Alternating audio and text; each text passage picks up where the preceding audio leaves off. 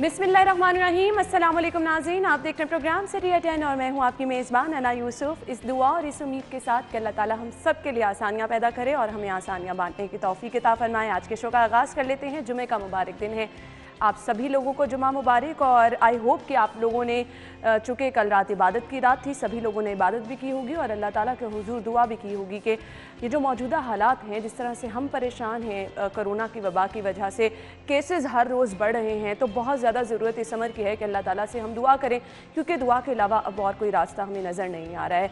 Vaccine पर भी काम हो रहा है, लोगों को वैक्सीन लग भी रही है। आज के प्रोग्राम में हमने आगे चल के ये भी डिस्कस करना है, लेकिन मौजूदा हालात क्या हैं कोरोना के हवाले से। केसेस मतवातर बढ़ रहे हैं और हम एहतियात नहीं कर रहे। अगर एहतियात नहीं कर सकते हैं, क्योंकि एहतियात के अलावा हल कोई नहीं है, तो कम अज़ कम थोड़ी सी अपनी जिम्मेदारियों को जब आप समझना शुरू हो जाएंगे तो खुद ब खुद एहतियात भी आप करना शुरू हो जाते हैं। तो आज के शो में हमने कुछ वैक्सीन के हवाले से भी बात करनी है, साथ ही साथ शहर की अहम खबरें भी हम शामिल करेंगे और आपको बताएंगे कि शहर के हालात क्या हैं। शहर में कूड़े के हवाले से भी अपडेट्स हमने आप तक पहुंचानी है, क्योंकि लोग ये चाहते हैं, लोग अपने मसाइल हम तक पहुंचाते हैं, तो फिर हमारा तो काम ही यही है कि हम मसाइल को हाईलाइट करें। आगाज़ कर लेते हैं आज के पहले सेगमेंट से। सबसे पहले जान लेते हैं कि मौसम की सूरत हाल आज क्या है।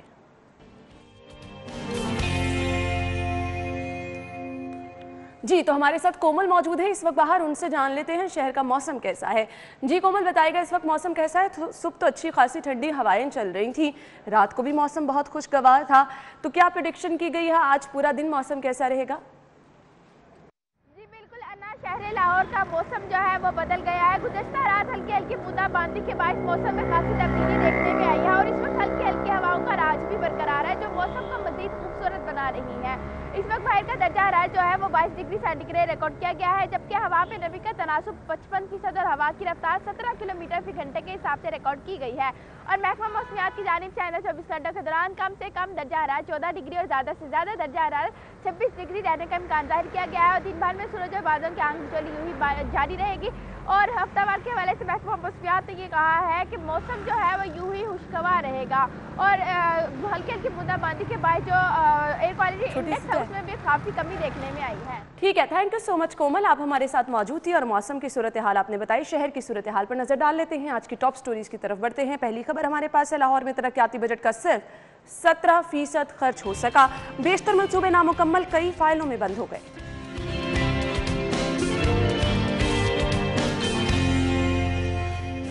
सर्विसेज अस्पताल में हड़ताल, ओपीडी बदस्तूर बंद, दर्जनों ऑपरेशन मुलतवी।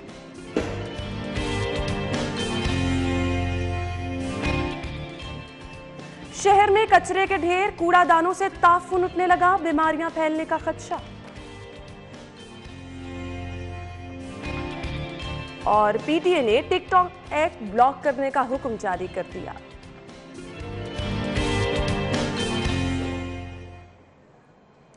जी तो नाज़रीन, ये थी हमारी टॉप स्टोरीज, इन्हें डिटेल में डिस्कस कर लेते हैं। स्टूडियो में हमारे साथ हमारे सीनियर रिपोर्टर इरफान मलिक मौजूद हैं।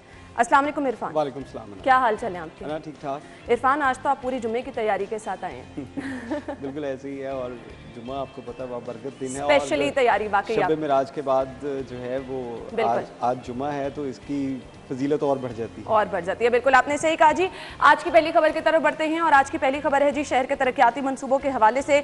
वैसे तो हम देखते हैं कि तरक्याती मंसूबों के लिए बजट का इंतजार किया जाता है, लेकिन यहाँ पर खबर के मुताबिक ये है जी, तरक्याती बजट का सिर्फ 17% खर्च हो सका है, बेशतर मंसूबे नामुकम्मल हैं और कई फाइलों में बंद होकर रह गए। क्या कहेंगे इरफान?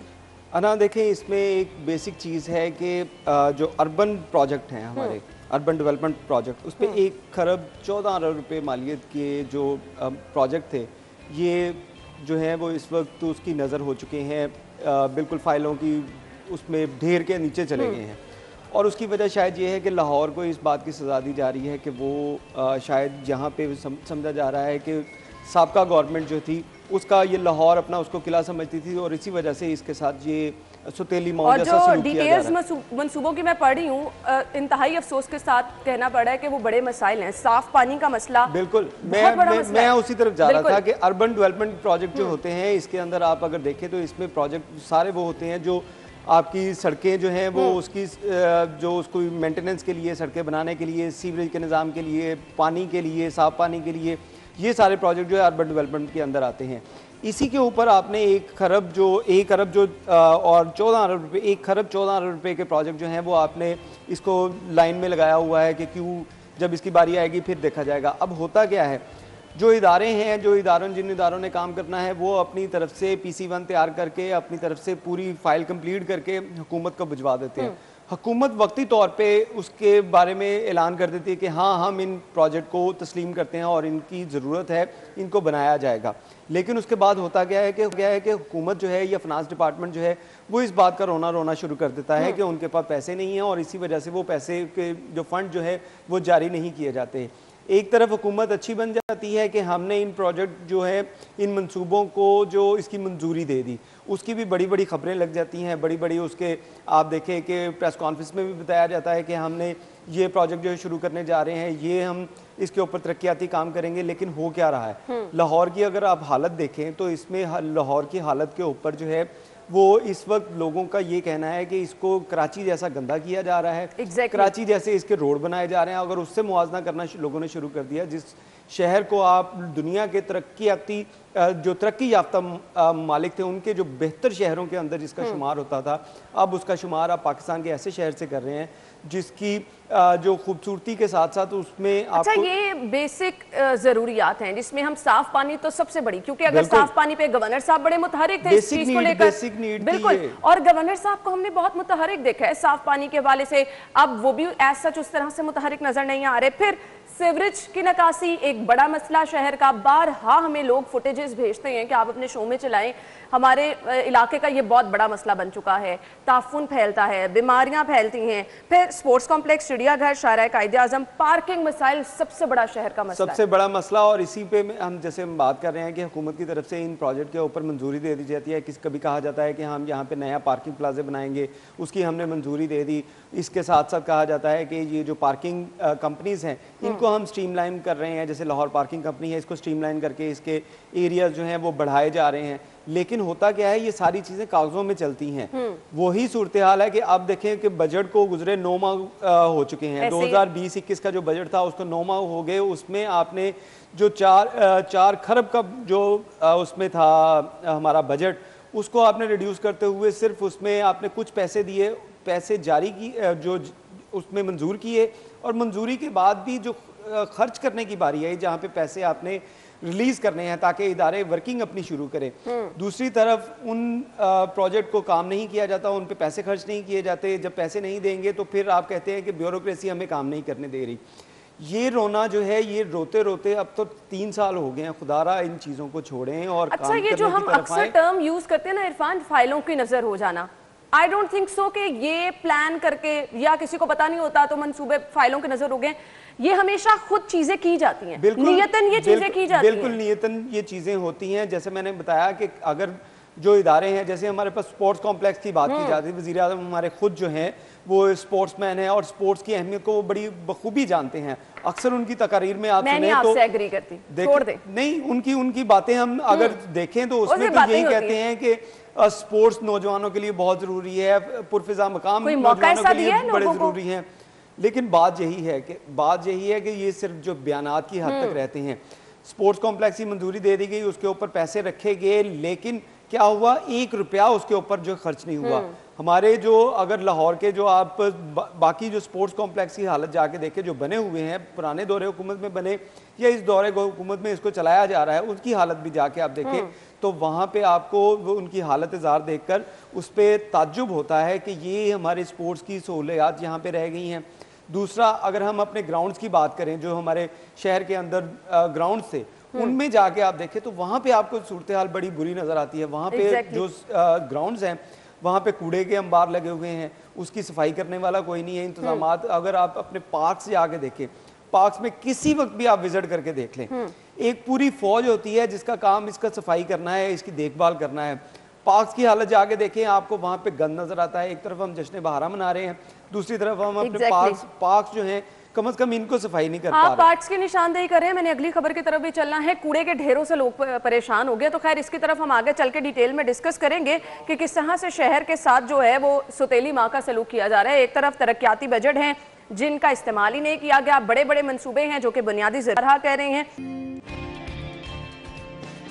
ब्रेक के बाद आपको एक बार फिर से खुश आमदीद कहेंगे। और मसाइल इस कदर ज़्यादा हैं और सबसे ज़्यादा अफसोस इस चीज़ पर होता है कि वो लोग जो कि मरीज़ दादरसी के लिए आते हैं, जिनको डॉक्टर्स के अलावा, मसीहाओं के अलावा कोई चारा उस टाइम नज़र नहीं आ रहा होता। इरफान, आप इस चीज़ से एग्री करेंगे, जब भी कोई बीमार आता है तो उसको ऐसे लग रहा होता है कि डॉक्टर ने उसकी जान बचा ली थी। मुकम्मल तौर पर वो अपने डॉक्टर पर इन्हिसार खुदा करे। के बाद अगर किसी पे उसको बिलीव होता है तो वो डॉक्टर्स के ऊपर। अब इनको मसीहा भी नहीं कहा जा सकता, जिस तरह से डॉक्टर्स के रवैये हो चुके हैं। आई एम सॉरी टू से, आए दिन की हड़ताल, कभी आप एक्ट के ऊपर हड़ताल कर रहे हैं, कभी प्राइवेटाइजेशन के ऊपर हड़ताल कर रहे हैं। मरीजों का क्या कसूर है, मुझे ये नहीं समझ आती। क्या कहेंगे इरफान? अना, बिल्कुल ये बात ठीक है और इस हुकूमत को भी समझना चाहिए कि हमने अगर यहाँ पे वज़ीर सेहत जो एक डॉक्टर को इस वजह से लगाया था ताकि वो उसकी जो मसाइल हैं डॉक्टर्स के, पेशेंट्स के मसाइल, वो ज़्यादा बेहतर तरीके से जान सकती हैं एक आम आदमी। और ऐसा एक दिन भी नहीं हुआ, और ऐसा एक दिन भी नहीं हुआ। बिल्कुल बात ठीक है कि आप जो हमने वज़ीर सेहत लगाई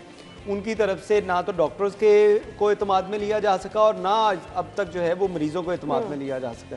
मरीज़ों की सूरत हाल देखें तो अब अगर ये सर्विसेज हॉस्पिटल का OPD बंद है तो इसमें जितने भी मरीज़, अब सर्विसेज हॉस्पिटल ऐसा हॉस्पिटल है जहाँ पे सिर्फ लाहौर के पेशेंट नहीं आ रहे, वहाँ पे पूरे पंजाब से आपके पेशेंट आ रहे हैं, मुख्तलिफ शहरों से आ रहे हैं, क्योंकि आपने बाकी जो इजला के अंदर उसमें जो तिब्बी सहूलतें हैं उसको आपने बेहतर नहीं किया। उसी वजह से इन हॉस्पिटल के ऊपर रश रहता है और ये बात हम हर दौर के अंदर करते रहे कि इन हॉस्पिटल्स को, जिनको हम टीचिंग हॉस्पिटल भी कहते हैं, ये बड़े बड़े हॉस्पिटल शहर के अंदर बनाए गए, लेकिन इसके साथ साथ जो आपके दही इलाके हैं या दीगर अजला हैं वहाँ पे भी ऐसी तिब्बी सहूलतें बेहतर होनी चाहिए ताकि उन मरीज़ों का बर्डन इसके ऊपर ना आए। अब इसके ऊपर बर्डन जब आते हैं तो अब आगे आके मरीज़ अगर शेखुपुरा से चला है, गुजरांवाला से चला है, सर्विस हॉस्पिटल पहुंचा तो उसे पता चला कि आगे तो हड़ताल चल रही है ग्रैंड अलायंस की, तो ग्रैंड अलायंस की हड़ताल की वजह से OPD बंद है, तो वो बेचारे कहाँ पे जाएंगे, वो अपने मरीज़ को कहाँ पे लेके जाएंगे।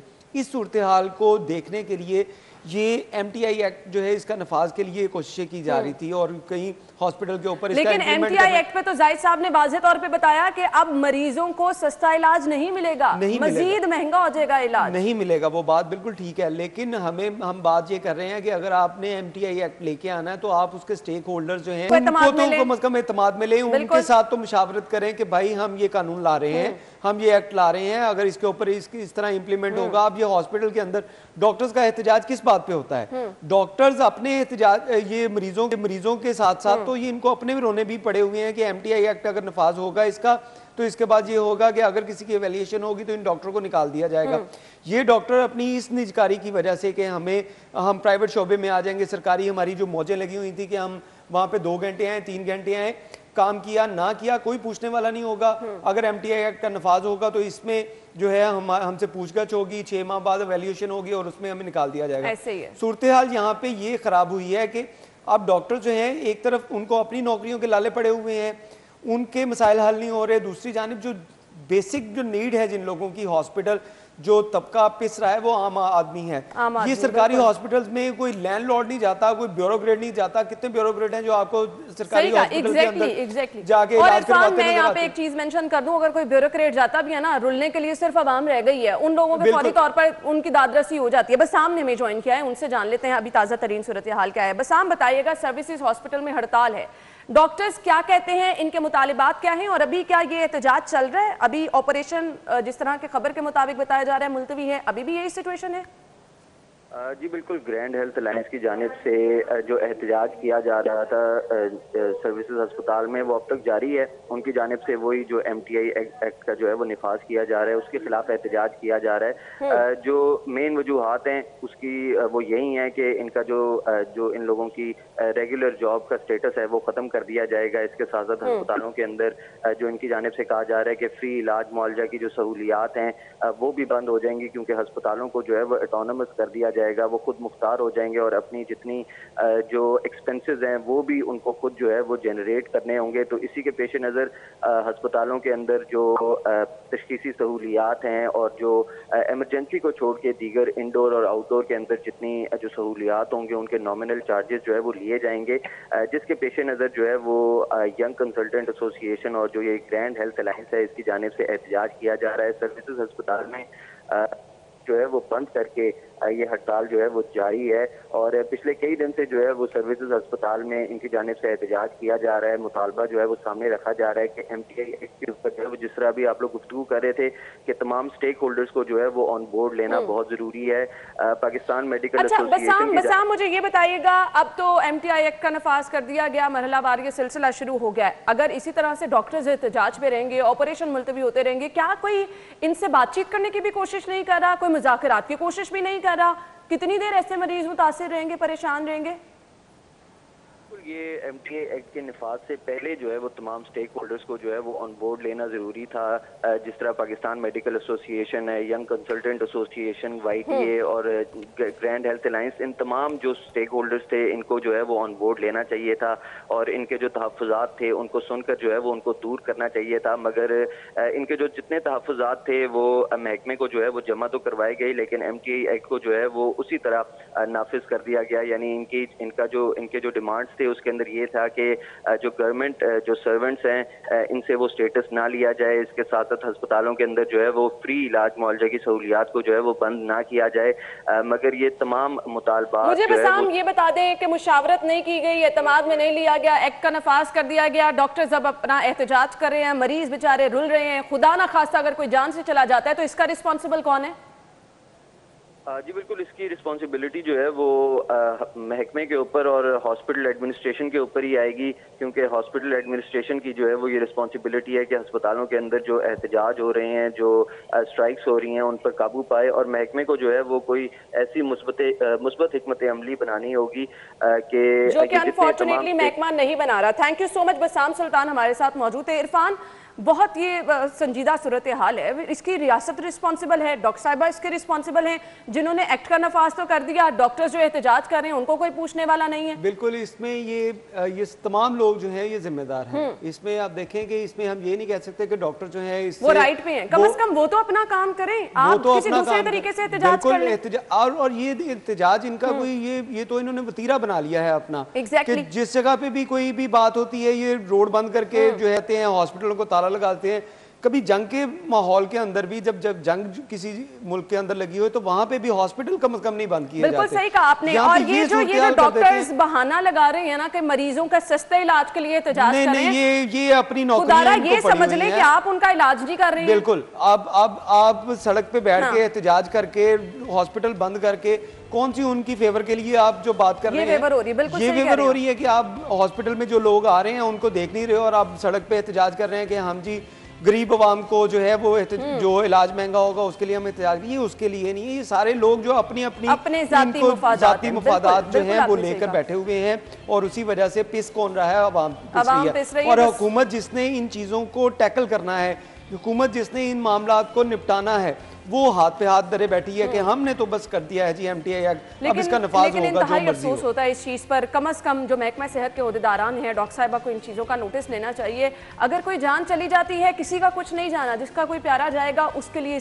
ये बहुत बड़ा सदमा और इनकी तरफ से भी सिर्फ एक बयान आएगा कि हम जिम्मेदारों के खिलाफ कार्रवाई करेंगे, वो भी फिर कार्रवाइयां कागजों तक रह जाती हैं। वही बात है, आज तक जितनी भी कार्रवाइयां ऐसे अफसोसनाक वाकयात हुए, हमने कई वाकयात रिपोर्ट किए कि हॉस्पिटल की क्या सूरत हाल है, हॉस्पिटल की जो स्टेयर्स के ऊपर किसी की जान चली गई, कोई वॉशरूम में जाके मर गया, इस तरह की सूरत हाल, किसी को इलाज नहीं मिल रहा। तो ऐसी सूरत हाल के बाद होता क्या है कि इंक्वायरी रिपोर्ट जी वो कह दिया जाता है कि इंक्वायरी करेंगे, जिम्मेदारों को सजा दी।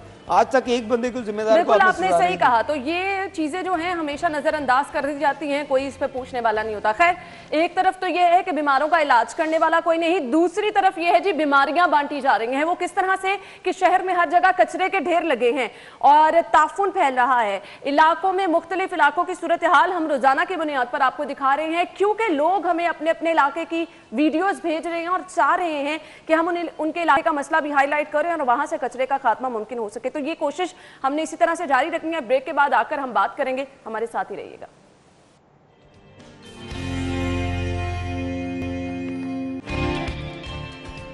ब्रेक के बाद आपको खुश आमदीद कहेंगे। और अभी जो मौसम की बातें पता चल रही हैं कि मौसम बड़ा खुशगवार है, लेकिन हालात इस तरह के हैं कि आपका मूड खुशगवार नहीं हो सकता, क्योंकि जब आप घर से बाहर निकले आपको हर जगह कचरे के ढेर नजर आते हैं, तो ताफुन से बीमारियां फैलती हैं और ऐसा ही हो रहा है। बहुत सारे लोग परेशान नजर आ रहे हैं। कूड़ादानों से ताफून उठने लगा है, बीमारियां फैलने का खदशा है, मुख्तलिफ इलाकों से यही शिकायत आ रही हैं। लेकिन LWMC के दावे अपनी जगह ही हैं कि शहर साफ है, रोजाना की बुनियाद पर इतने टन कूड़ा उठाया जा रहा है, कहां से उठाया जा रहा है ये समझ से बाहर है। जी इरफान, अना वो कूड़ा उठाया जा रहा है, वो उनकी बात भी बिल्कुल ठीक है, लेकिन उन जगहों के ऊपर जब आपने टीवी के ऊपर वो इलाके दिखाते हैं, उन इलाकों में नहीं पहुंचते, वो पहुंचते हैं मेन चाहराहों के ऊपर। माल रोड के ऊपर आपको किसी जगह पे भी कूड़ा नजर नहीं आएगा, क्योंकि वहां से हमारे वजीर आला पंजाब ने भी गुजरना है, वहां से गवर्नर पंजाब ने भी गुजरना है, उसमें चीफ सेक्रेटरी ने भी गुजरना है, उसमें तमाम ब्यूरोक्रेट्स ने उस एरिया से गुजरना है। आपको कूड़ा नजर आएगा शादरे वाली साइड पे, आपको नजर आएगा सगियां वाली साइड पे, आपको नजर आएगा गुलबर्ग के अंदर हमने पोश इलाकों में भी मैं वही एफर्ट करके हमारी टीम ने मैं वही आपको बता रहा हूँ, आपको नजर आएगा गुलबर्ग के इलाकों में, आपको शादमान में नजर आएगा। कौन सा ऐसा इलाका है जिसके गली मोहल्लों जो हैं वो कूड़े से भरे नहीं हुए? आपको मेन रोड साफ नजर आएंगी, और वहां पे आप जब वो, मैं अक्सर देखता हूँ कि जिस जगह मेन रोड के ऊपर से अगर कूड़े की सफाई जो हो रही है, तो उसके बाद फोटो सेशन के लिए वहां पे तस्वीरें उतारी जा रही है मोबाइल से, वहां पे वीडियो बनाई जा रही है, और उसका होता क्या है, वो तस्वीरें वीडियो जो हैं वो कमिश्नर को भिजवाई जा रही हैं, वजीर आला पंजाब को भिजवाई जा रही हैं, वो मीडिया को भिजवाई जा रही हैं, और ये दावे किए जा रहे हैं कि लाहौर जो है वो जीरो हो चुका है कूड़े के हवाले से। लेकिन ग्राउंड रियलिटी अगर आप देखें तो ये अहम शाहराहें जिनकी हमने बात की, जेल रोड हो गया, उसके साथ साथ आपको माल रोड हो गया, केनाल रोड, यहाँ पे आपको वाकई कूड़ा नजर नहीं इरफान, आता। अब हकीकत क्या है, जैसे गुल नायाब जो है इनके अंदरूनी मसाइल उजागर करते रहते हैं। मशीनरी है तो वो इंतहाई पुरानी, इंतहाई नाकिस।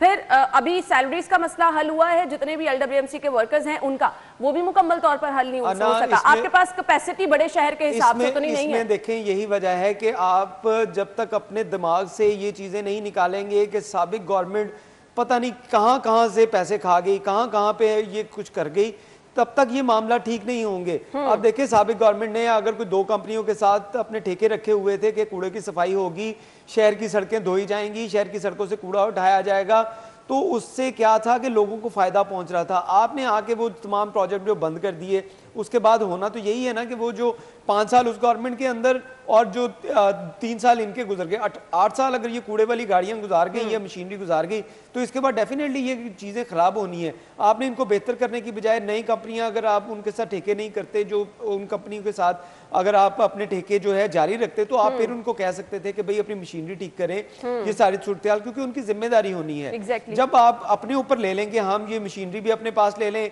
हम जो है ये ठेके भी खत्म कर दें, और एक तरफ आप ठेके खत्म करें, दूसरी तरफ आप कहें कि ये मशीनरी जो है वो पुरानी है, अब तो इस तरह की हालात जो है ना इरफान, शहर इनसे संभालना LWMC से मुश्किल हुआ है।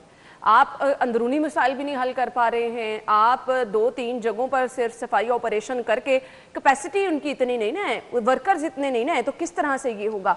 अब जरूरत इस अमर की है, पहले अपने अंदरूनी मसाइल हल करें, फिर शहर की तरफ है। हम बात वही कर रहे हैं ना कि जब आपने जो कंपनीज काम कर रही थी, बहुत अच्छा, उसी शहर की हम बात करते थे कि जिसको साफ सुथरे शहरों में उसका शुमार होना शुरू हो गया था, अब उसका गंदे तरीन शहरों के अंदर शुमार होना शुरू हो गया। कभी आपको जो एयर इंडेक्स आपका खराब हो रहा है, कभी बीमारियां फैल रही हैं। अब इसके बाद आप देखिएगा कि जो आइंदा कुछ एक आध माह के अंदर अंदर जो सूरत हाल पैदा होगी, मलेरिया की बीमारियां जो अभी आप हॉस्पिटल में, ये मैं चैलेंज करता हूँ कि हॉस्पिटल में आप जाके देख लें तो मलेरिया की बीमारियां जो है, मलेरिया की बीमारी जो है वो बढ़ती जा रही है, क्योंकि मच्छर जो है वो उसकी तादाद बढ़नी शुरू हो गई है। गंद के ऊपर मच्छर ही आएगा, मक्खियां ही आएंगी, और उसके बाद जो वो लोगों को इफेक्ट करेंगी, इसकी वजह से वबाई बीमारियां, दीगर बीमारियां जो पेट के अमराज हैं वो बढ़ते जा रहे हैं। लेकिन उसके ऊपर जो फोकस आपका है नहीं, ना आपने जो हमारी जो सहूलियात ठीक करनी है तिब की, ना आपने शहर को सफाई करनी है। साफ पानी के लिए आप कुछ नहीं कर सके हैं, हेपेटाइटिस के केसेस बढ़ते चले जा रहे हैं, ताफून आपसे संभाला नहीं जा रहा, कूड़ा आपसे संभाला नहीं जा रहा, डेंगू मलेरिया का खदशा ऑलरेडी है, हर तरफ लोगों के लिए मिसमैनेजमेंट। मैं देखिए, इस हुकूमत ने एक कमेटी बनाई जिसका काम था कि शहर के अंदर जो कूड़े की उठाने के लिए, उस कमेटी के सरबराह जो थे उसमें मेन रोल था सूबाई वजीर मियां असलम इकबाल का। उनका अपना एरिया जो है, उनका अपना इलाका, उस कुछ दिन पहले मैंने भी वहाँ पे रिपोर्ट किया कि शाहजमाल जो है, जो जहाँ से वो बड़ी तादाद के अंदर वोट लेकर जीत के आए, उस एरिया के अंदर कूड़े के अंबार हैं, और वो लोग जो हैं वो बद्दुआएं दे रहे हैं इस गवर्नमेंट को। खुदारा इन बद्दुआओं से बचें कि लोग बद्दुआएं दे रहे हैं कि ताफुन से उनके बच्चे बीमार हो रहे हैं, एग्जैक्टली वो लोग जो है पानी खड़ा हो, सीवरेज का सिस्टम खराब हुआ है तो उसमें लोग जो घरों से बाहर नहीं निकल रहे, बाहर निकलते हैं बीमारियां फैल रही हैं, उनके घरों में मच्छर मक्खियां आ रही हैं। तो ये सारी सूरत हाल के बाद लोग आपको दुआएं नहीं दे रहे। खुदारा इन चीज़ों को समझें और मामलात को बेहतर करने की जानिब आएँ। इस तरह ना हो कि लोग जो है कल को सड़ेंगे तो उसके बाद भी यही कहा जाएगा कि शायद इन लोगों ने जो है साबिक गवर्नमेंट के ये लोग हैं और इस वजह से ये आकर एहतजाज कर रहे हैं, उनको भी पीडीएम में डाल दिया जाएगा। बिल्कुल ऐसा ही है। तो इस पर अब हमने कोशिश ये करनी है कि एलडब्ल्यूएमसी का मौक़िफ़ भी जाने। तो कल हम स्पेशल शो जो है वो इस पे करने जा रहे हैं और हमारी कोशिश ये होगी कि हम मुख्तलिफ इलाके भी दिखाएं, लोगों के मसाइल भी दिखाएं और मौक़िफ़ इस पे एलडब्ल्यूएमसी का क्या है वो भी हम जानने की कोशिश करेंगे। फिलहाल हमने ब्रेक लेनी है। ब्रेक से जब वापस आएंगे तो कुछ बात करेंगे हम टिकटॉक के हवाले से, जिस पर अब मुकम्मल तौर पर पाबंदी लगाई गई है। इसकी वजूहात क्या हैं, क्यों ये पाबंदी लगाई गई है और इसकी पाबंदी लगाने से क्या, और इससे कबल भी तो पाबंदी लगाई गई है, उसको दोबारा से फिर एक दफ़ा से ओपन कर दिया गया। इस पर डिटेल में डिस्कशन करते हैं after the break. Stay with us.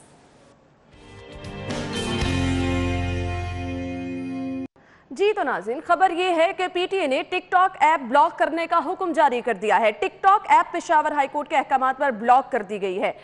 Personally मुझे ये फैसला बहुत पसंद आता है जब कभी भी होता है, क्योंकि अभी ये जो टिकटॉक दिखाई गई है, जन्नत मिर्जा के अच्छे खासे फॉलोअर्स हैं, बहुत सारी हमने टिकटॉक की, अभी आप ये देख लें, अभी स्क्रीन पर भी हम दिखा रहे हैं, इंतहाई बेमकसद कोई कंटेंट नहीं, तो फिर इसका मकसद क्या रह जाता है? इससे सिर्फ और सिर्फ माशरती बिगाड़ हो रहा है। इरफान, बिल्कुल ये बात बिल्कुल ठीक है कि आप देखें कि ऐसी ऐप्स आती हैं कि लोगों को इंटरटेनमेंट देने के लिए, लेकिन आप इंटरटेनमेंट के साथ जब माशरती बिगाड़ जो पैदा होना शुरू हो जाए तो उसका ये हाई कोर्ट का बहुत अच्छा फैसला है और मैं समझता हूँ कि इसको जो है वो सस्टेन रहना चाहिए। पहले भी क्योंकि ऐसा हुआ था, पीटीए की तरफ से इनको बंद किया गया था और उसके बाद हुआ ये कि हुकूमत के साथ मुख्तलिफ जो सोशल मीडिया कंपनीज हैं इनकी जानिब से रब्ता किया गया था और इनसे ये कहा गया था कि हम अपने इसको स्ट्रीमलाइन करेंगे। जैसे कई ममालिक के अंदर ये ऐप्स चल रही हैं लेकिन वो टर्म्स के साथ चल रही हैं, यहाँ पे ये सूरत-ए-हाल नहीं, यहाँ पे तो ये अनगाइडेड मिसाइल बना हुआ है कि आप जो है ये चीज़ें आ गई, अगर ये अनगाइडेड मिसाइल अगर किसी जगह के ऊपर ना इसको टारगेट मिला तो ये आप अपने आप को तबाह कर देगा। इरफान, आप ही मेंशन करते रहते हैं कि जी फायरिंग करते हुए लोगों ने टिकटॉक बनाई हुई है, सोशल मीडिया पर अपनी जो वीडियोस अपलोड कर दी है, मतलब ये नौजवान असल ट्रेन हादसात इतने इस तरह के हुए हैं अन्ना। इतनी इंतहाई अफसोसनाक बात यह है कि लाहौर के अंदर ब्रह्मा साल के अंदर 4000 से ज्यादा लोग जो सोशल मीडिया के ऊपर जो वेपन डिस्प्ले कर रहे थे या लोगों को थ्रेट कर रहे थे ऐसी वीडियोस बनाकर, उनके खिलाफ कार्रवाई हुई तो 90% लोग ऐसे थे जो टिकटॉकर्स थे। और इसी बात के ऊपर हमने कल सीसीपी लाहौर से जब बात की तो उनका भी ये कहना था कि ये ऐसी चीज़ों जो हैं इनको पॉजिटिव जो है उसके तौर के ऊपर लेना चाहिए, ना कि आप सीसीपीओ का आपने जिक्र की तो हम सीसीपीओ साहब का क्या कहना था सिटी 42 से गुफ्तगू करते हुए, आपको पहले वो दिखाते हैं।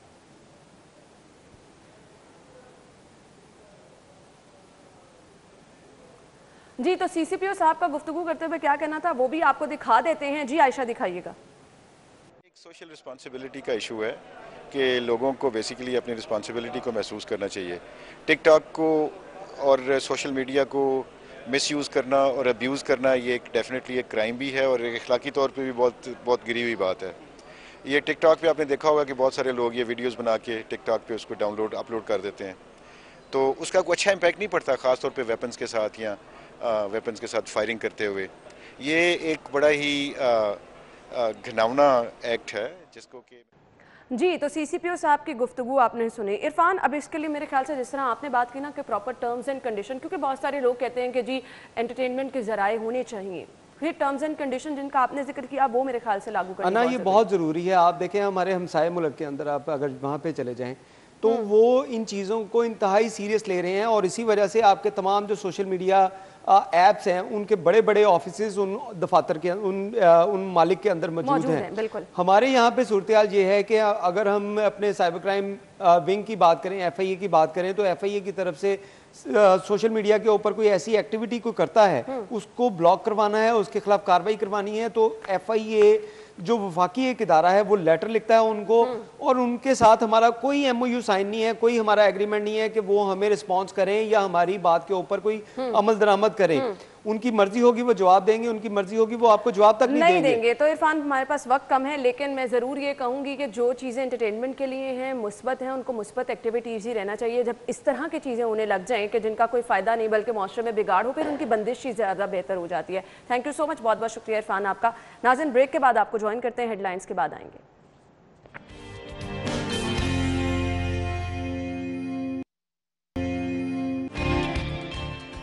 जी तो नाज़रीन, ब्रेक के बाद शो में आपको एक बार फिर से खुश आमदीद कहेंगे और प्रोग्राम के इस हिस्से में हम शामिल करने वाले हैं सेगमेंट्स, और सेगमेंट्स में सबसे पहले हम आपको बता देते हैं कि आज के भाव क्या हैं।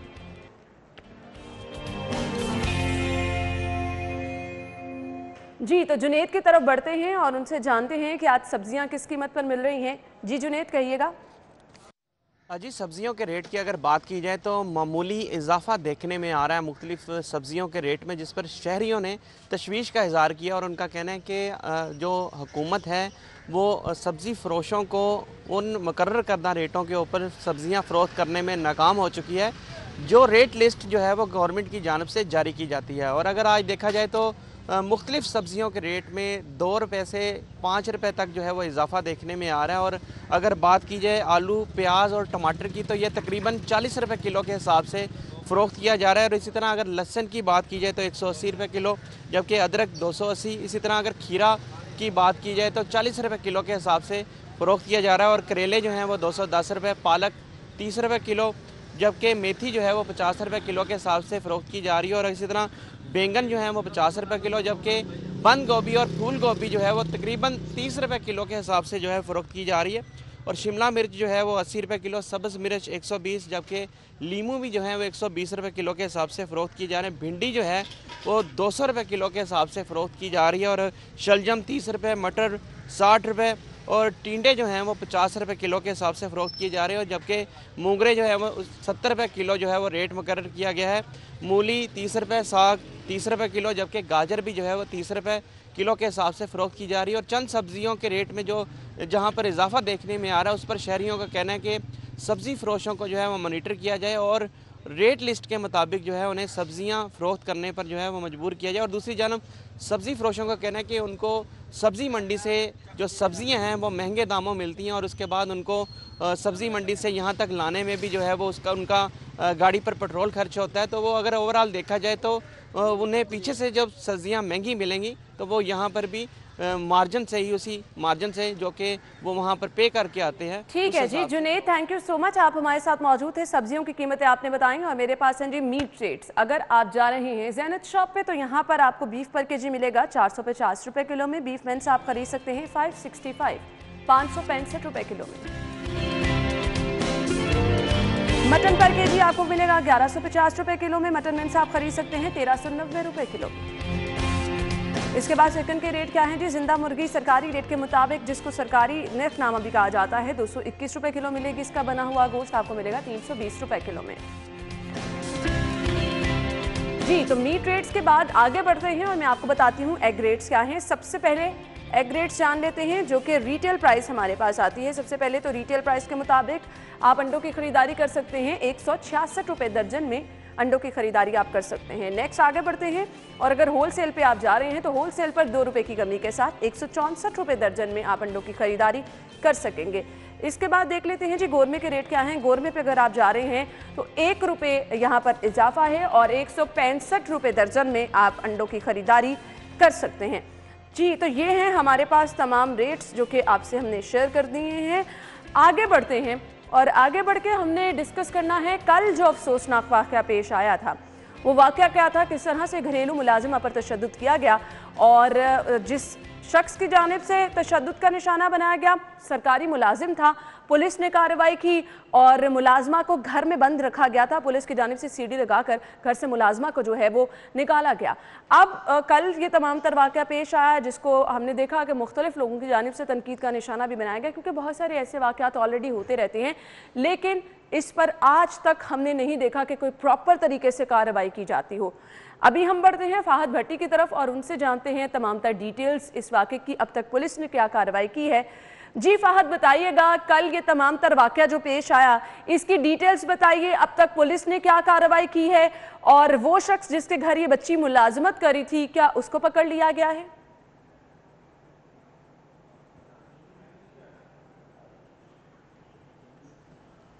जी, अफसोसनाक वाक़या पेश आया था वादत कॉलोनी के इलाके में, जहां पर 10 साला सबा जिसका ताल्लुक कसूर से था उसको घरेलू मुलाजमा के तौर पर घर पर रखा गया था, उससे काम करवाया जाता था और साथ ही साथ उस पर जो है वो तशद्दुद भी किया जाता था। घर का मालिक जो है मलिक तारिक एक सरकारी मुलाजिम है, सेक्रेटेरिएट में सेक्शन ऑफिसर के तौर पर जो है वो अपने काम सारे अंजाम दे रहा है। ये वाक़या पेश आया था सुबह सवेरे ही। जैसे ही हमें इत्तला मिली तो हम लोगों ने मौका पर पहुंचकर जो है वो तमाम चीज़ें जो हैं वो रिपोर्ट की, पुलिस को इत्तला की। पुलिस ने मौका पर पहुंचकर बंद घर में से बच्ची को सीढ़ी लगाकर बाज़ेयाब करवाया। उसके अलावा बच्ची का मेडिकल करवाया गया, जिन्ना अस्पताल में उसको ले जाया गया और जो है वो ह्यूमन राइट्स के जो मिनिस्टर हैं वो भी थाने में पहुंचे। उसके अलावा चाइल्ड प्रोटेक्शन ब्यूरो की मुद्दत में मुतासरा बच्ची जो है उनके हवाले की गई और घर का मालिक जो है वो मलिक तारिक उसके खिलाफ जो है वो मुकदमा दर्ज किया गया, मगर अभी तक मुलज़म गिरफ्तार नहीं हो सका। अब इसमें ये चीज़ है कि आए रोज़ ये वाक़यात बढ़ते जा रहे हैं और साथ ही साथ कम उम्र बच्चों को जो है वो घरेलू मुलाजमत के तौर पर घर में रखा जाता है। ह्यूमन राइट्स के मिनिस्टर ने थाने का दौरा किया, बच्ची के साथ मुलाकात अच्छा, की। फाहद ये कहिएगा कि बच्ची के वालिदैन से क्या राब्ता किया है? अब तक बच्ची के वालिदैन को बुलवाया गया है, उनसे जाना गया है, साथ ही साथ बच्ची इस वक्त बताइएगा कहाँ पर है, उसको किसकी तहवील में दिया गया है?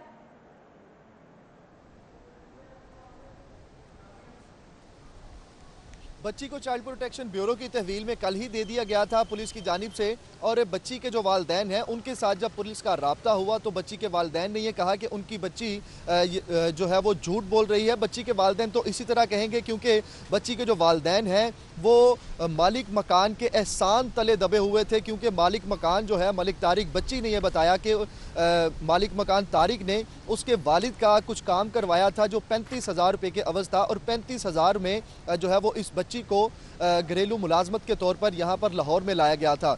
कसूर में ये जो है इस बच्ची का ताल्लुक जो है वो कसूर से है और कसूर से उसको यहाँ पर घरेलू मुलाजमत के तौर पर रखा गया था, जिस पर तशद्दुद किया जाता था। ना सिर्फ मलिक तारिक बल्कि उसके अहले खाना भी बच्ची पर तशद्दुद करते थे। अब इसमें देखना ये है कि आए रोज़ ऐसे वाक़यात बढ़ते जा रहे हैं। मुतासरा बच्ची जो है 10 साला सबा, उसको जो है वो चाइल्ड प्रोटेक्शन ब्यूरो की तहवील में दे दिया गया है। ह्यूमन राइट्स के मिनिस्टर ने वादत कॉलोनी का दौरा किया, बच्ची के साथ मुलाकात की और उसको जल्द इंसाफ दिलाने की यकीन दहानी करवाई। मगर ज़रूरत यहाँ पर यह है कि अगर इस तरह के वाक़यात बढ़ रहे हैं या इस तरह के वाक़यात में इजाफा हो रहा है, अगर मीडिया पे कोई चीज़ रिपोर्ट होती है तो ही ह्यूमन राइट्स के मिनिस्टर वहाँ पर पहुँचते हैं, या ह्यूमन राइट्स के जो डिपार्टमेंट है उसके नुमाइंदे वहाँ पर पहुँचते हैं, चाइल्ड प्रोटेक्शन ब्यूरो के नुमाइंदे वहाँ पर पहुँचते हैं। इससे पहले वहाँ पर वो क्या कर रहे होते हैं? क्या इदारा ये इसलिए बनाया गया है कि अगर कोई चीज़ मीडिया पर हाईलाइट हो तो उन वहाँ पर जाकर पहुँचा जाए, पहुँचकर जो है वो बच्चों को बाजियाब करवाया जाए। आए रोज़ दिन दिहाड़े बच्चे जो हैं, कम उम्र बच्चे, वो सड़कों पर भीख मांग पे फिरते नज़र आते हैं और हम खुद ये पॉइंट आउट कर सकते हैं कि बाहर सड़कों पर जो बच्चे भीख मांग रहे हैं उनके पीछे जो कुछ और शख्स खड़े हुए हैं वो पीछे कहीं बैठे होते हैं और उन लोगों से भीख मंगवाते हैं। अगर यही चीज़ें पॉइंट आउट की जाए पहले ही, अगर ह्यूमन राइट्स के जो मिनिस्टर हैं उन तक ये बात पहुँचाई जाए या उनको ये सारी चीज़ें पहले से पता होंगी। अब देखें, आपके 35,000 रुपये के अवज़ इस बच्ची को यहाँ पर रखा गया था और उसकी जो तनख्वाह है वो उस कर्ज के उस जो कर्ज दिया गया था या 35,000 जो उसका काम करवाया था वालिद का, उसमें से उसकी कटौती की जाती थी। क्या जाने इंसान की बच्ची से गुफ्तगू हुई? बताइएगा बच्ची का क्या कहना है, कितने अरसे से वो यहाँ पर मुलाजमत कर रही थी और फिर जब पुलिस की जानिब से घर बंद था, सीढ़ी लगाकर बच्ची को बाहर निकाला गया, तो बच्ची का मौक़िफ़ क्या था? उसको घर में बंद क्यों रखा गया था?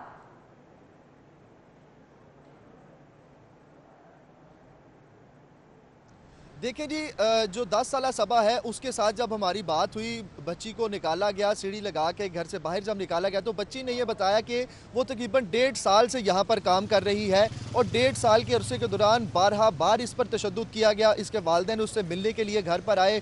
मलिक तारिक जो घर का मालिक है उसने उसकी जानिब से उस पर तशद्दुद किया जाता था और उसके तशद्दुद के तमाम तर वाक़यात या तमाम चीज़ें वो अपने वालिदैन को बताती भी थी, मगर उसके बावजूद उसके वालिदैन उसको नहीं ले जा सके, सिर्फ इस वजह से कि मलिक तारिक ने उसके वालिद का कोई काम करवाया था और वो उसके एहसान के तले जो है वो दबा हुआ था, इस वजह से वो अपनी बच्ची को वापस नहीं ले जा सका। अब ना सिर्फ मलिक तारिक के खिलाफ कार्रवाई हुई है, बल्कि मैं तो ये कहूँगा कि ह्यूमन राइट्स के जो मिनिस्टर हैं उनको चाहिए कि इसके वालिदैन के खिलाफ भी कार्रवाई की जाए। और साथ ही साथ अगर वालिदैन ने अपनी बच्ची को यहाँ पर रखा था और जो छोटी बच्ची जिसको कल बाजियाब करवाया गया है उसने ये बताया कि 1.5 साल पहले उसकी छोटी बहन यहाँ पर काम करती थी मलिक तारिक के घर पर ही, उस पर भी ये लोग तशद्दुद करते थे और छोटी बहन को वालिदैन किसी तरीके से वापस ले गए और उसके बदले में सबा को यहाँ पर छोड़ गए कि सबा अब आप यहाँ पर काम करोगी। ठीक है जी, फहद आपने डिटेल्स बताई, आपका बहुत बहुत शुक्रिया। ये गुज़िस्ता रोज़ पेश आया था, पुलिस की जानिब से कार्रवाई भी इस पर की गई है, मजीद पेशरफ्त हुई है, लेकिन अफसोस इस चीज़ का है कि बच्ची के वालिदैन जो हैं वो इस वाक़े को सरासर झूठ करार दे रहे हैं। खैर इस पर इंसानी हकूक़ की तंजीमें जो हैं, मिनिस्टर साहब जो हैं, उनको अब जो है मुतहरिक होना है। चाइल्ड प्रोटेक्शन ब्यूरो की तहवील में बच्ची है तो हम रब्ता करेंगे, चाइल्ड प्रोटेक्शन ब्यूरो से भी रब्ता करने की कोशिश करेंगे और इस बारे में मजीद भी बात करते हैं। फिलहाल ब्रेक की तरफ जाते हैं, ब्रेक के बाद वापस आते हैं। वेलकम बैक नाज़रीन। ब्रेक से पहले फाहद भट्टी हमारे साथ मौजूद थे। कल पेश आने वाले अफसोसनाक वाक़े के हवाले से हम बात कर रहे थे। अब ये एक वाक़या नहीं है, देयर इज़ नो रूल कि अगर आप घर में कोई मुलाजिमा रख रहे हैं, उसकी एज के हवाले से कहीं प्रॉपर आपने रजिस्ट्रेशन करानी है, उसके पेरेंट्स के साथ आपने टाइम टू टाइम, अब 1.5 साल से ये बच्ची वहाँ पर काम कर रही है जैसे कि फाहद बता रहे थे, और बच्ची का ये कहना है कि जी बारहा उसको तशद्दुद का निशाना बनाया जाता रहा है। अब रूल्स एंड रेगुलेशन इस हवाले से क्या है, कोई फॉलो नहीं करता। एक सरकारी मुलाजिम है, उसके घर की बच्ची काम कर रही है और उसके वालिदैन चूँकि वो पैसों के बेस अपनी बच्ची को भी नहीं देख रहे हैं और इस चीज़ को मानने से भी इनकार कर रहे हैं। फिलहाल बच्ची तो तहवील में है चाइल्ड प्रोटेक्शन ब्यूरो की। अब सारा अहमद साहिबा से हमने बारहा रिक्वेस्ट भी की कि वो शो में आए, अपना मौक़िफ़ बयान करें, लेकिन शो में आना तो दरकिनार, टेलीफोन रब्ता भी उनसे हमारा नहीं हो पा रहा है क्योंकि वो टाइम देना नहीं चाह रही हैं शायद। अब होता क्या है, इस तरह के वाक़यात जब भी रिपोर्ट होते हैं तो हम ब्लेम गेम में पड़ जाते हैं कि फ़लाँ की ये रिस्पॉन्सिबिलिटी थी, फ़लाँ की रिस्पॉन्सिबिलिटी थी। वाक़यात को हम बहुत ज़्यादा हाइप भी देते हैं, लेकिन ये वाक़यात रुकते नहीं हैं क्योंकि इस पर फॉलो अप कोई नहीं लेना चाहता और कोई लेता भी नहीं है। फाहद ने जैसा कि हमें बताया कि कल मिनिस्टर ह्यूमन राइट्स वहाँ पर पहुँचे थे और अभी हमारे साथ हमारे स्टूडियो में भी मौजूद हैं एजाज आलम साहब जो कि मिनिस्टर फॉर ह्यूमन राइट्स हैं। उनसे जान लेते हैं कल के वाक़े के हवाले से भी, एंड नेक्स्ट इस तरह के वाक़यात को हमने रोकना भी तो है, क्या किया जा रहा है। अस्सलाम वालेकुम जी। जी वालेकुम सलाम। क्या हाल चल है आप? मैं बिल्कुल ठीक हूँ। बहुत बहुत शुक्रिया। सबसे पहले तो बताइएगा, कल जैसा कि फाहद ने हमें बताया कि आप पुलिस स्टेशन गए भी, तमाम मामले को डिटेल में भी देखा, इस पे बताइएगा पुलिस ने क्या कहा है और अभी तक पेशरफ्त क्या हुई है? देखिए, सबसे पहले मैं कहना चाहता हूँ कि पुलिस ने तो डेफिनेटली जिस तरह उस वक्त सिटी 42 ने ये ख़बर ब्रेक की और मैं समझता हूँ कि जो आपके रिपोर्टर्स थे उसी सराउंडिंग में कहीं थे, उनको पता चला, तो फिर इसमें मैं समझता हूँ कि पुलिस ने भी बड़ा बरवक्त एक्शन लिया और उसको सीडी के ज़रिए बच्ची को बाजियाब कराया। लेकिन बात यह है कि उस पर सेक्शन लग गई, FIR हो गई, चाइल्ड प्रोटेक्शन ने उसको तहवील में ले लिया। लेकिन एक बात मेरे मुशाहिदे में ये बात आई कि जो तालीम है वो इंसान को, पहले ये होता था कि तालीम जो है इंसान को हैवान से इंसान बनाती है, लेकिन देखने में आया कि इस तरह के मोस्टली केसेस जो हैं वो तालीम याफ्ता घरों से निकल रहे हैं। आपको याद होगा कि पिछले जो इस्लामाबाद में वाक़या आया वो जज था, उसने बच्ची के साथ इस तरह का तशद्दुद किया। लाहौर में डिस्ट्रिक्ट बार का प्रेसिडेंट था जिसने बच्ची के साथ, तो आप देखें कि जितने पढ़े लिखे लोग हैं, और ये भी बंदा जो है ये सेक्शन ऑफिसर है, 7 ग्रेड का ये ऑफिसर है, और फिर इससे इस तरह की तवक्को करना, चलें किसी अनपढ़ माशरे में तो ऐसी गुंजाइश मौजूद है। जब आप पढ़े लिखे इस तरह के वाक़यात करेंगे तो हम कहाँ रियासत को इल्ज़ाम देते हैं, दूसरों को देते हैं कि रियासत ने हर जगह अच्छा, मिनिस्टर, डू यू थिंक कि ये रियासत की रिस्पॉन्सिबिलिटी नहीं है? आप कह रहे हैं हम रियासत को देते हैं, पढ़े लिखे लोग जो हैं, चलें वो तो एक साइड पर, वो ये सब कुछ कर रहे हैं, उनका ज़मीर असल में मर चुका होता है, रियासत की तो अपनी कोई रिस्पॉन्सिबिलिटी होती है ना? रियासत की रिस्पॉन्सिबिलिटी ज़रूर होती है, लेकिन आप इस केस में भी देखें और दूसरे केसेस में भी देखें कि वालिदैन अपनी बच्चियों को छोड़ जाते हैं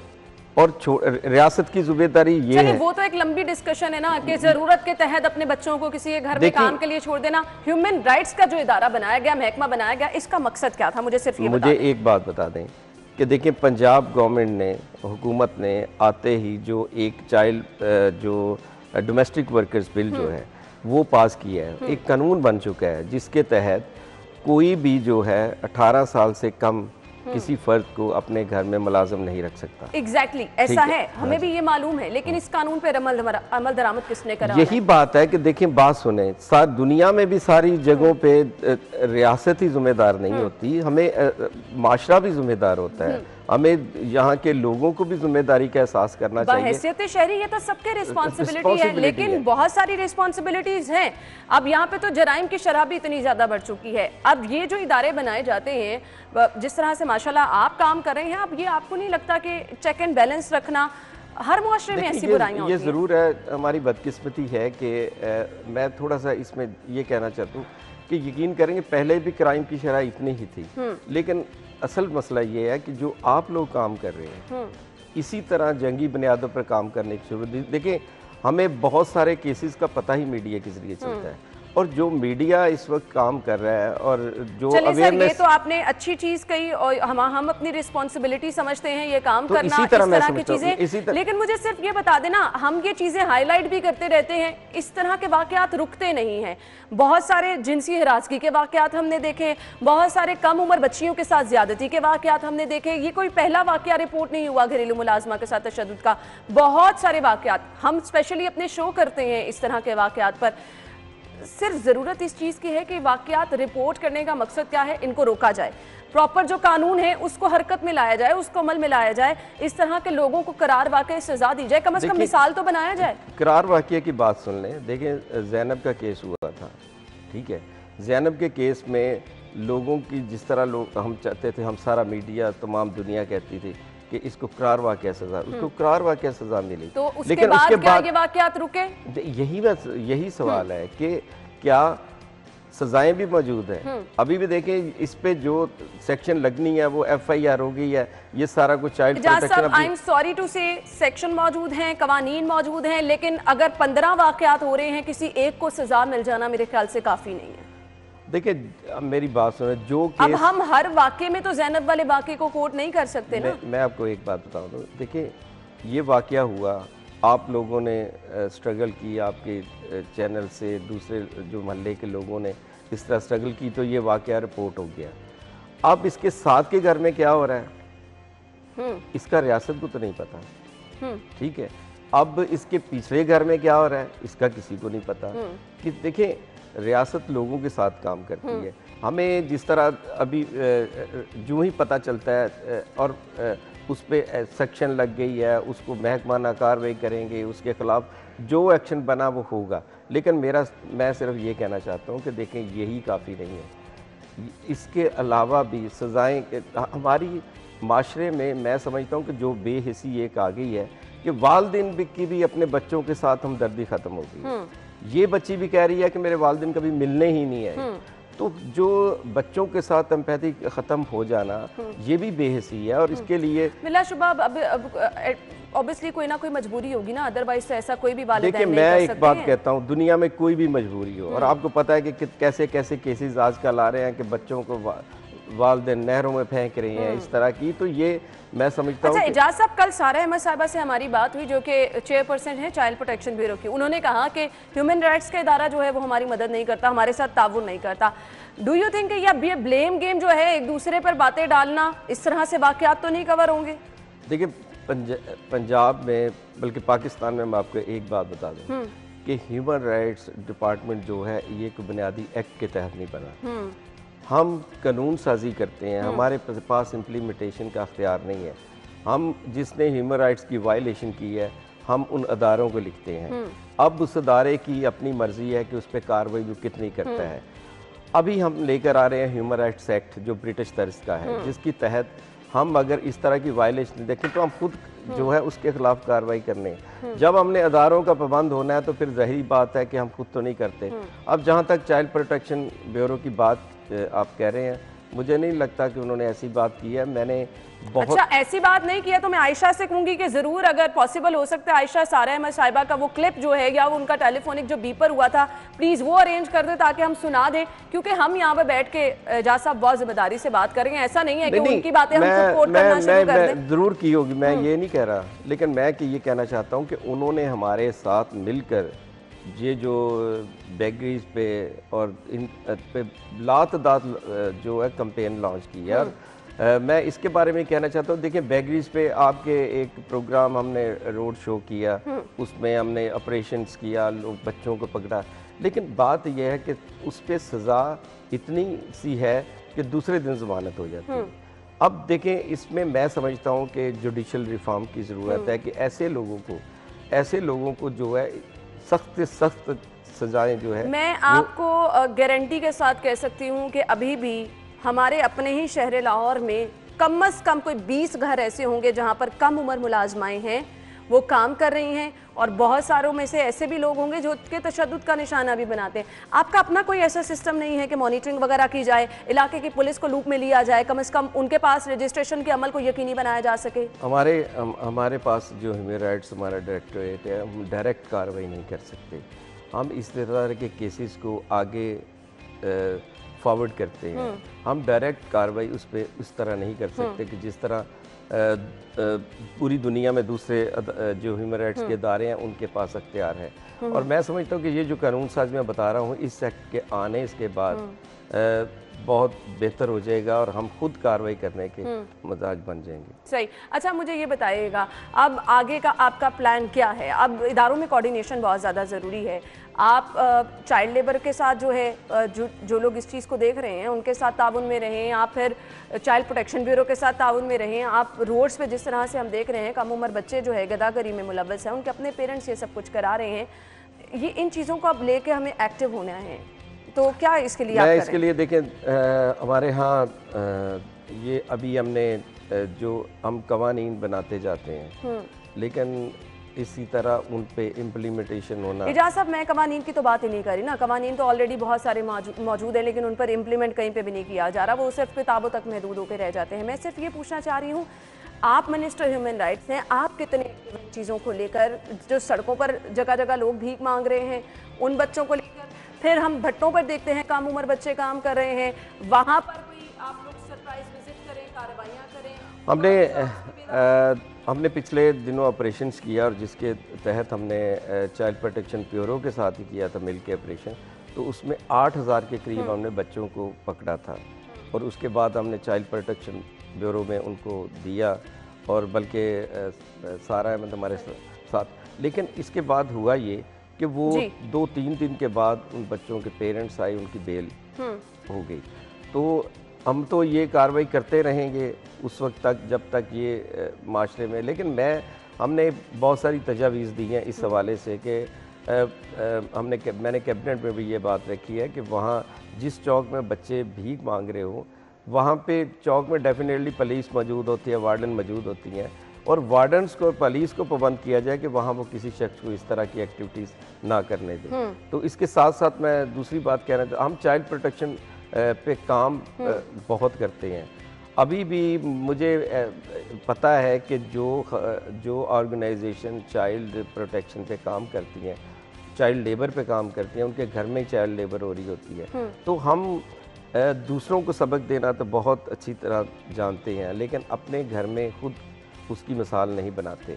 तो यही एक बुनियादी चीज़ है कि पूरे माशरे को मिलकर इस माइंडसेट को ख़त्म करने की ज़रूरत है। अब अभी आप कोई ऐसी काउंसलिंग वगैरह करते हैं, कोई ऐसे सेमिनार्स अरेंज करते हैं कि माशरे की जिसकी आप बात कर रहे हैं इसी कम्युनिटी के लोगों को इनवाइट करें? बिल्कुल, हमने तो शुरू किया हुआ है। हमने तकरीबन पिछले साल में 200 सेशन किए हैं इस तरह के, कि जिसमें अवेयरनेस कैंपेन चलाई। और मैं आपको ये बात भी कहना चाहता हूँ कि जब असम्बली में डोमेस्टिक वर्कर बिल पास हो रहा था तो हमारे बहुत मेजॉरिटी के जो MPs थे वो इसको पास नहीं होने दे रहे थे, क्योंकि जो गांव की बैकग्राउंड से होते हैं उनके घर में एक तनख्वाह पे पूरा उनके जो फैमिली है वो उन्होंने मुलाजिम रखी होती है। तो यकीनी तौर पर उनका ये मतलब कि स्टेक मुतासर हो रहा था। तो इसलिए मैं समझता हूँ कि ये ज़रूरत है इस बात की कि मैं, आप और तमाम माशरा, देखिए मीडिया अपना काम कर रहा है। सर, हम तो अपनी जिम्मेदारी जो है वो पूरी कर रहे हैं और इंशाल्लाह आगे भी ऐसी पूरी करते रहेंगे, लेकिन अब ज़रूरत इस अमर की है कि एक्टिव होना चाहिए। जब ये वाकयात मीडिया रिपोर्ट करे तभी इस पर हलचल नहीं होनी चाहिए, बल्कि इसका प्री प्लान कुछ करके रखना चाहिए ताकि इस तरह के वाकयात की रोकथाम भी हो सके। थैंक यू सो मच, बहुत बहुत शुक्रिया आपके वक्त के लिए। नाज़रीन, ब्रेक लेते हैं, ब्रेक के बाद आपको ज्वाइन करते हैं।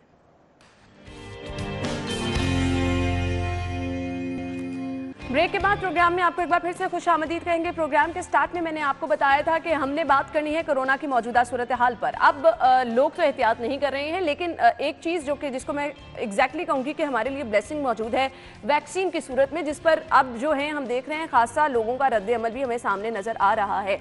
वैक्सीन प्रॉपर लगाई जा रही है और बहुत सारे लोग वैक्सीन लगवाने के लिए पहुंच भी रहे हैं।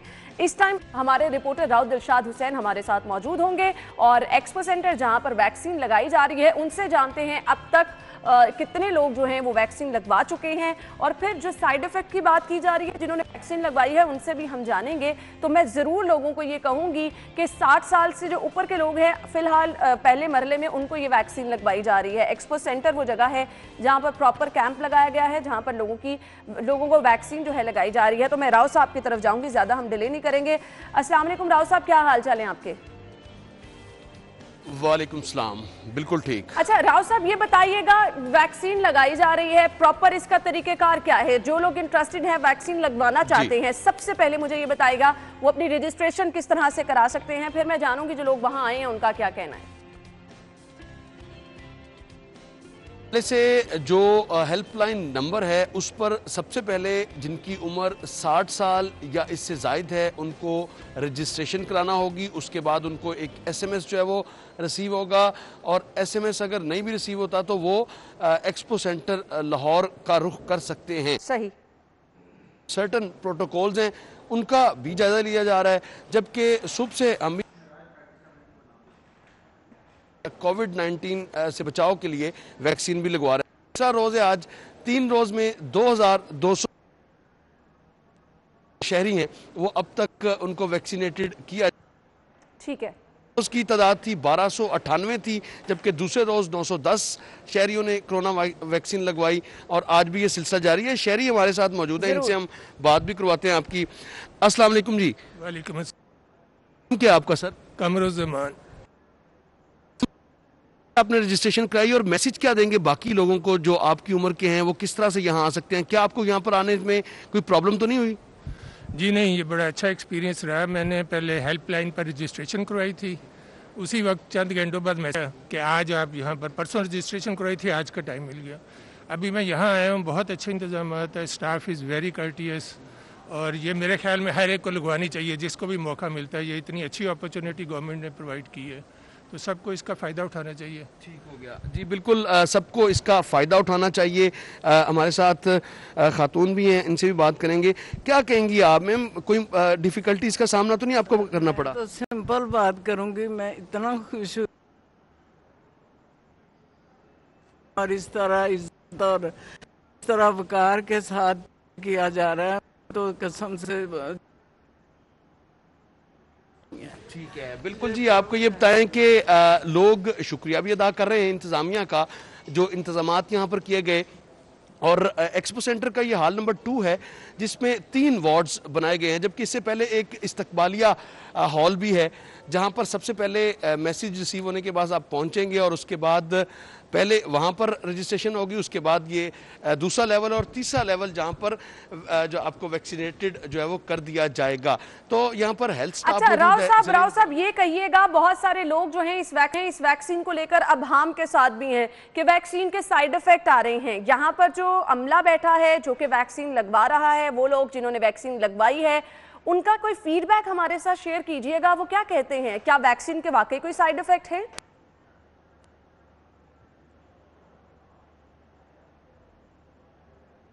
यहाँ पर काफी हद तक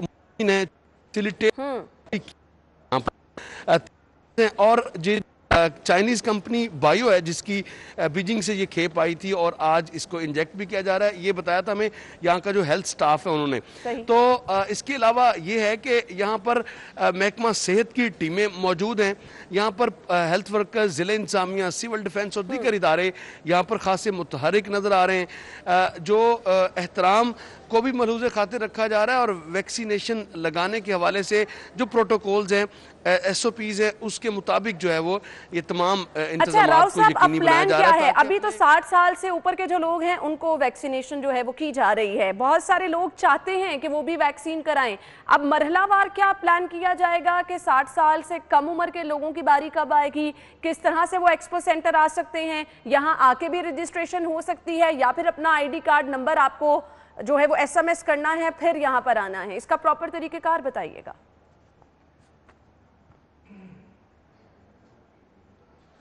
तो आपको रजिस्ट्रेशन करानी है, जो हेल्पलाइन पर नंबर है जिसका टीवी पर अखबारात में इश्तहारात भी चल रहे हैं, सही वहाँ पर करवाने के रजिस्ट्रेशन करवाने के बाद आपको SMS आ जाता है, जैसा कि हमने आपसे बात भी करवाई कमर जुमान साहब जो कि सीनियर सिटीज़न हैं उनसे, और मैसेज के बाद आप यहाँ आते हैं। लेकिन इसके बाद अगली जो प्रायोरिटी होगी, फ़िलहाल 60 साल या इससे ज़ायद उम्र के जितने भी सीनियर सिटीज़न हैं उनको ये वैक्सीनेशन लगाने की मनसूबाबंदी जो है वो की जा रही है। जबकि इसके बाद का जो मरहला है, इसके अलावा जो शहर के प्राइवेट हॉस्पिटल्स हैं वहाँ पर निजी हॉस्पिटल्स में भी ये फैसिलिटी अगले चंद रोज़ में मुयस्सर आ जाएगी। तो जो इस्तात रखते हैं वो यकीनन राव साहब, कल वहाँ का DC साहब ने भी विजिट किया है, तो ये तमाम तर रिस्पॉन्सिबिलिटी क्या डिस्ट्रिक्ट गवर्नमेंट की है? कौन देख रहा है ये तमाम तर मामलात? और लोगों को मोटिवेट करने की जरूरत है। एग्जैक्टली हम तो मोटिवेट कर ही रहे हैं क्योंकि इसके अलावा अब ऑप्शन कोई नहीं है। तो मोटिवेट करने के लिए क्या किया जा रहा है, किस तरह से लोगों को इस तरफ जो है वो लेकर आया जाएगा कि वैक्सीनेशन उनके लिए महफूज है? देखिए, कोविड के हवाले से जितना अभी तक जानी नुकसान हुआ है उसको लेकर तो सभी जो स्टेक होल्डर्स हैं वो खासे परेशान हैं। और इस पर ज़िले इंतज़ामिया की जो आप बात कर रहे हैं, चूँकि गुज़िश्ता रोज़ डिप्टी कमिश्नर लाहौर ने यहाँ का विज़िट भी किया, अभी भी कुछ देर में कमिश्नर लाहौर यहाँ पर पहुँचेंगे, सेक्रेटरी हेल्थ यहाँ पर मौजूद है, हेल्थ मिनिस्टर ने गुज़िश्ता रोज़ जो है वो यहाँ पर प्रेस कॉन्फ्रेंस भी की, विज़िट भी की। तो जो पंजाब गवर्नमेंट के जो इंतज़ामी सरबराहान हो या जो हुकूमती सरबराहान है वो उनकी जानिब से यहाँ का विज़िट भी चल रहा है, जिसकी वजह से इंतज़ामात जो हैं वो मुकम्मल हैं। तमाम ज़िले इंतज़ामिया ने यहाँ पर फैसिलिटेट किया है महकमा सेहत को, ये तमाम जो अरेंजमेंट्स हैं महकमा सेहत के जो हेल्थ वर्कर्स हैं वो वैक्सीनेट कर रहे हैं शहरियों को। तमाम फ़िलहाल जो शिकायत का पहलू है वो नज़र नहीं आया, ना ही किसी शहरी ने ये शिकवा किया। चलें जी, thank you so much Rao साहब। अगर इतने अच्छे तरीके से काम, तो बहुत ज़्यादा ज़रूरी ये चीज़ है कि बाकी लोग भी जो देख रहे हैं वो भी मोटिवेट हों और वैक्सीन लगवाएं, क्योंकि ये महफूज है और इसके साइड इफेक्ट भी एज सच कोई नहीं आ रहे हैं। आप इसी तरह से अपने आप को महफूज रख सकते हैं और जब ऑप्शन एक आपके पास है तो ज़रूर उससे जो है आप लोगों को फ़ायदा उठाना है। नाज़रीन, इसी के साथ ही प्रोग्राम का वक्त अपने इख्तिताम को पहुँचा है। आज के शो में जो हमने स्पेशल डिस्कशन की है वैक्सीन के हवाले से, उसका मकसद सिर्फ और सिर्फ यही था कि जब आपके पास एक ब्लेसिंग मौजूद है, क्योंकि कोरोना की मौजूदा सूरत हाल हम देख रहे हैं कि बुरी तरह से कोरोना फैल रहा है, तो दूसरा अगर आपके पास ऑप्शन मौजूद है तो आप इससे ज़रूर फ़ायदा उठाएं। अभी 60 साल से ऊपर के जो लोग हैं वो ये वैक्सीन लगवा रहे हैं, तो आप लोगों के पास भी ऑप्शन महफूज है, क्योंकि आप अपने आप को महफूज इसी तरह से रख सकते हैं। साथ ही साथ शहर का एक बहुत बड़ा मसला, जैसे कि हमने जिक्र किया कि शहर में कूड़ा जो है वो फैलता जा रहा है, लेकिन इसके सदेबाब के लिए इकदाम बहुत सुस्त रवि से हैं। तो इंशाल्लाह कल के शो में हमने स्पेशली इसी को डिस्कस करना है। अभी तक के लिए इजाज़त दीजिए, अपना ख्याल रखिएगा, अल्लाह हाफ़िज़।